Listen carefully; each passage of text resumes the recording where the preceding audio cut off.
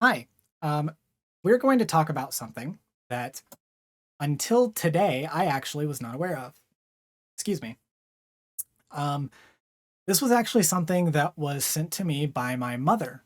I actually did not see this, and um, she actually sent it to me this morning and was like, "Hey, have you seen this? Because this is like really fucking insane." And I was like, "Okay, whatever."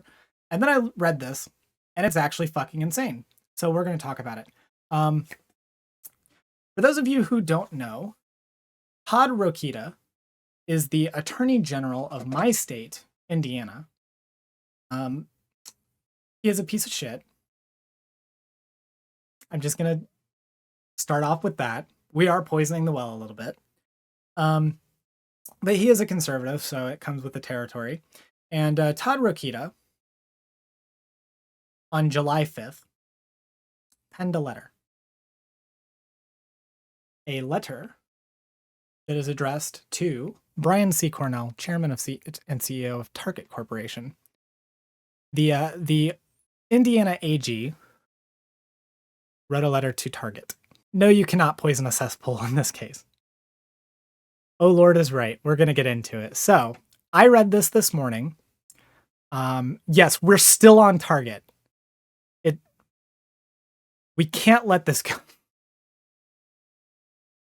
But the reason why I want to talk about this is actually because even though this is still on like the target thing, this actually goes a little bit deeper into some further parts of the trans genocide that's going and some of the tactics that the right are going to be using in the legal legislative areas. So let's look at this. So this is the letter from Todd Rokita, Attorney General from the state of Indiana. We're going to read through this, okay? Dear Mr. Cornell, as Attorneys General, and I would like to say Attorneys General because while Todd Rokita wrote this letter, or at least his office did, it was signed off by these fuckers. The Attorneys General of Arkansas, Idaho, Kentucky, Mississippi, Missouri, and South Carolina. So to be clear, fuck all of these people. But yes, this letter was sent by Todd's office, but it's all of them. Let's continue.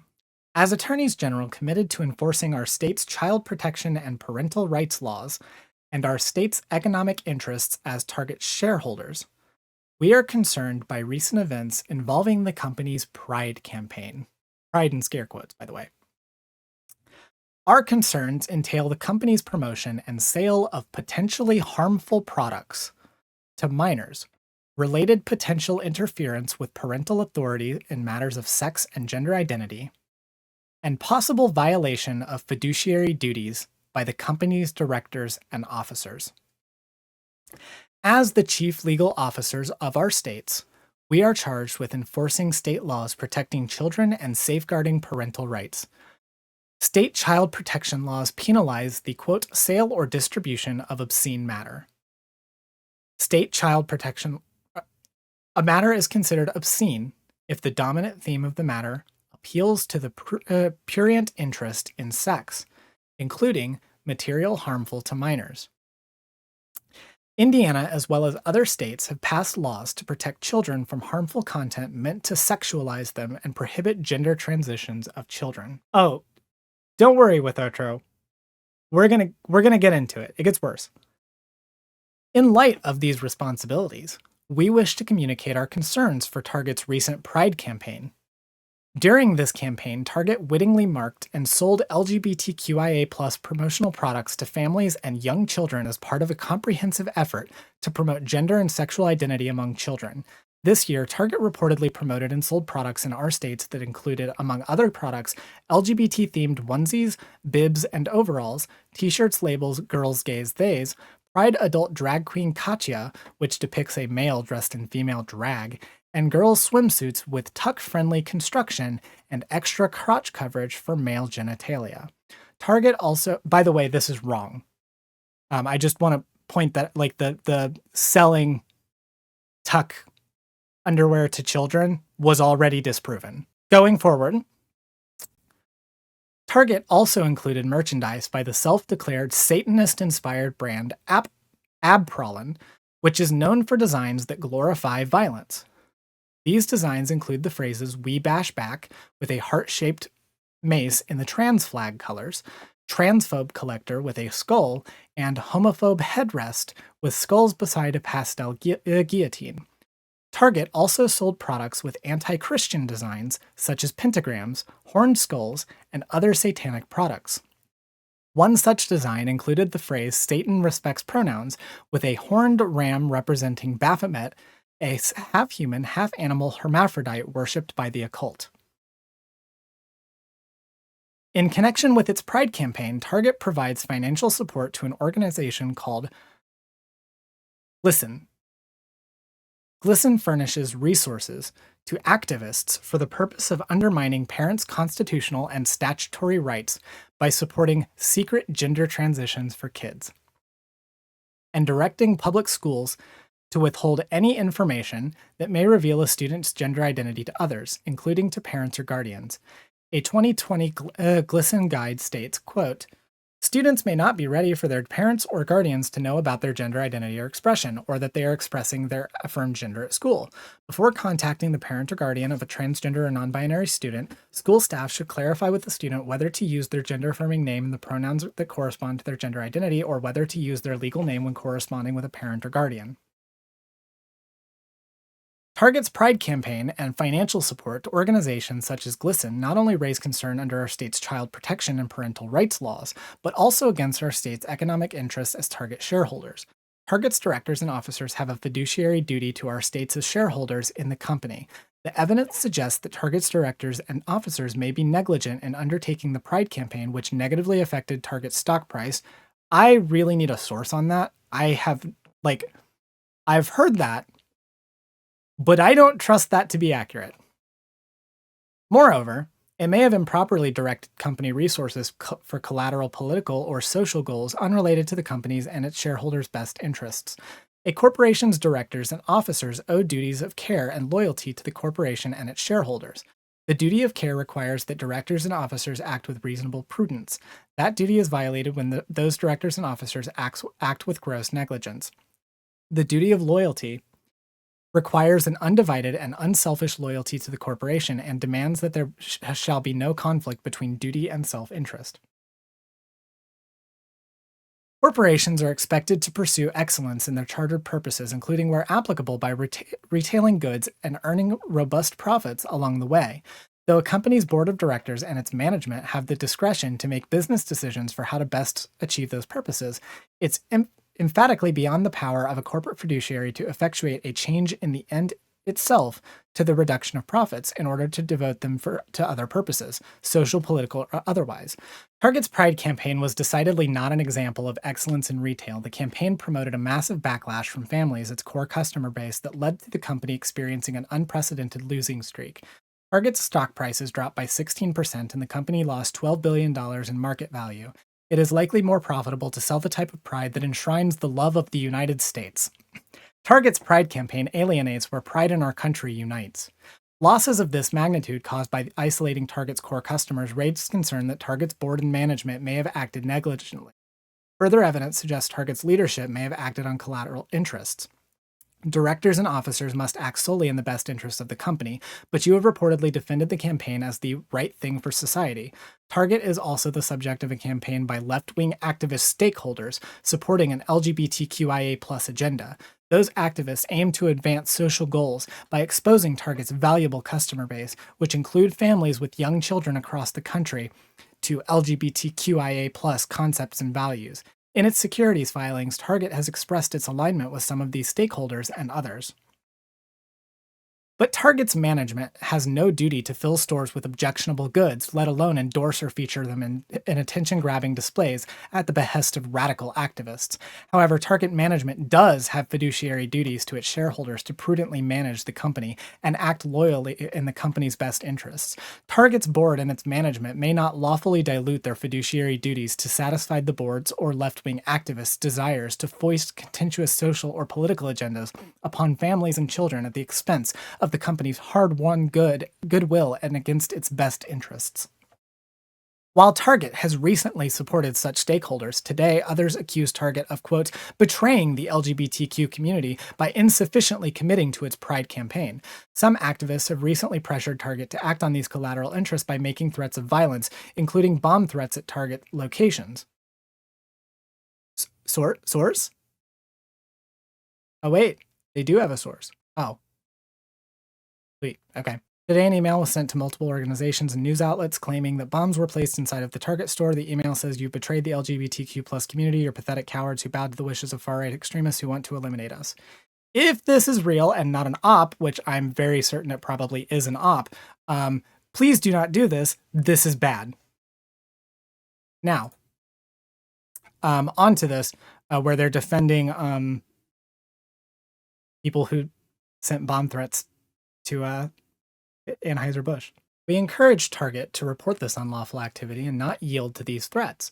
Target's board and management should not use such threats as a pretext for using Target's valuable business to promote collateral political and social agendas, as these LGBTQIA+ activists apparently hope it will. We live in a different day and age from our nation's founding, but certain immutable precepts and principles must always endure so long as America is to remain free and prosperous. We trust that we can work together to advance and protect the rights of individuals, the rule of law, and the well-being of families and children. Respectfully, Todd Rokita, Attorney General of Indiana. So, the Attorney General of Indiana wrote a Karen letter to Target over Pride, which is very funny on its own. But we're going to talk a little bit about some of the things in this and some of the language and why it's important, okay? Because I did have a reason for wanting to talk about this, okay? It wasn't just to make fun of it being a Karen letter, though I will once again reiterate that he literally just did, "I want to speak to your manager," but to the CEO. It's very funny. So the first thing here is you'll notice that there are two layers to this letter. Todd Rokita here is speaking as two separate individuals. He is speaking separately because he interchanges it when it's necessary. He's speaking as Todd Rokita, Attorney General of Indiana, and also Todd Rokita, shareholder of Target. These two things are what is informing this letter. And the problem is both of these things being intertwined kind of actually shields a lot of what he says and shrouds it in like several different layers, because you can't ever tell whether he's talking as an attorney general or whether he's talking as a like stakeholder in the company. It makes it a little bit harder to parse when he's actually making arguments and actually kind of making implications with what he's saying. So we're going to break some of these down. I want to talk about kind of why this matters. So to start off, I want to draw attention to just the first line for just a second. As Attorney General is committed to enforcing our state's child protection and parental rights laws and our state's economic interests as Target shareholders. So off the bat, both things, shareholders and attorney generals. What is the implication of this letter? We are charged with enforcing state laws protecting children and safeguarding parental rights. We wish to communicate our concern for Target's recent Pride campaign. And you'll notice they go into talking about the distribution of obscene matter. The implication here is the possibility of legal action against the company for selling obscene items to minors, or for misusing its status as a corporation and mishandling its responsibility to its shareholders. Both of these things are absolutely fucking insane and are free speech issues. I feel shouldn't be an attorney general making laws and arguments and also have stakes in these companies these laws can affect. Just me, though. True. Both of these things are true. But what I want to focus on here is the language that they're using. This is an indication that, at the very least, these attorney generals feel like they can go after the companies like Target. So it wouldn't just be limited to Target. Target is just the example here.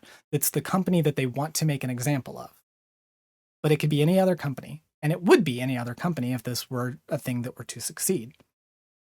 It kind of indicates that a strategy they think they can use is to go after the companies for distributing obscene matter. In this case, they are defining that as things related to queer people. This is a tactic used to basically go back to, the fucking 1920s to use obscenity laws to erase queer people. All of these people are stuck in a time loop, by the way. It is actually fucking really funny how much they keep going back to the same tactics over and over and over again. Like, they don't come up with anything new. I don't actually think this is something that we should take seriously as like a real tangible threat, as in like, I think that this would succeed. Because over time, like, we've seen stuff like this doesn't. This is just like, do any of you have any of you ever had like a person in your life that has gotten like, they're like an evangelical and they're like really offended by something. They have to like, they write a strongly worded letter to the place, and they're going to give them a piece of their mind. Like, that's what this is. It's a Karen letter. And I don't think that this is actually going to be indicative of any real actual thing that'll happen, because they can't. It's a free speech issue. Target is allowed to sell whatever it wants so long as it's not causing actual real tangible harm. And some of the things that they're actually showing in there aren't true. But it does kind of indicate some of the like thought processes going behind some of these actions and behind some of the tendencies that a lot of the people in these states have when they're going towards passing anti-trans and anti-queer laws. Yeah, let's do the time warp again. Every single time. This kind of language kind of shows where their thought process is. And so it's helpful to be aware of where they're going when we're talking about how to tackle some of these. So obviously, like, to most people, you're going to look at this and think that they're prudes, right? But this kind of thing is what the panic on the right is right now. All of the stuff that was going on, if you remember the Target stuff, if you remember what was happening when all of the backlash, right, that was going on, it's all just moral panic. It's like they even like dropped the Satanist thing. It's literally like, are you getting like satanic panic flashbacks? Because I am. That's all this is. But it's worth going back and revisiting the hits sometimes, because sometimes that's just where they're going to. And it's worth understanding those tactics so that we can, better fight against them. Yeah, they literally said no satanic merch at all. Yeah, it's a return in the 1970s. We're literally back in the 1970s. Soon they're going to be coming after men with long hair. But like, yeah, I mean, that's literally what it is. And it just kind of shows like that this is kind of the same thing. And eventually it'll fizzle out. Eventually we're going to go to something else, because this kind of moral panic can't sustain, especially now. The reality is, and I'm showing this to illustrate that kind of like thinking and framework, but the reality is this shit, like, it doesn't matter. The vast majority of people are progressive or progressive minded. Like, progress is going Most people are supportive of the trans community. Most people are supportive of the broader queer community. Most people are supportive of Target and the Pride merch. The reason why things suffered with Target was because of a sustained campaign by right-wingers who literally harassed people. It's not indicative of Target like fucking up. It's not indicative of a national like rejection of queer values or whatever. It was one campaign. And while that's not nothing, it is worth noting that they have to flail and flounder so fucking hard just to get this much. Like, I would wager a bet that overall, the sale of Pride merch, the sale of things related to queerness during Pride Month, and even not during Pride Month, this year, by corporations. I'm not talking your random Etsy artists. I'm not talking about like your queer artists that go to like the farmer's market. I'm talking corporate, good old-fashioned rainbow capitalism. I would wager a bet that all of that was profitable, like literally profitable, as in did not lose money. And I would be willing to bet it was extremely fucking profitable. This ultimately is, it's very funny to look at, right? This Karen letter written by the fucking Attorney General of Indiana. But it's worth showing because A, it shows their mindset, and B, it re-illustrates that this is the last death throes of a dying ideology that knows it cannot win without resorting to the absolute most unnecessarily like cruel tactics. That's about all I got. I just kind of wanted to show this and make fun of it and explain why it kind of matters. So anyway, I will see you next time. Hi, thanks so much for watching. If you like this video, please consider leaving a like, comment, and subscribing to the channel. And if you want to support the channel further, consider leaving a donation at streamlabs.com/sagealexis/tip, becoming a channel member by clicking the join button, or going to patreon.com/sagealexis and becoming a patron. Thanks so much for watching, and I'll see you in the next one.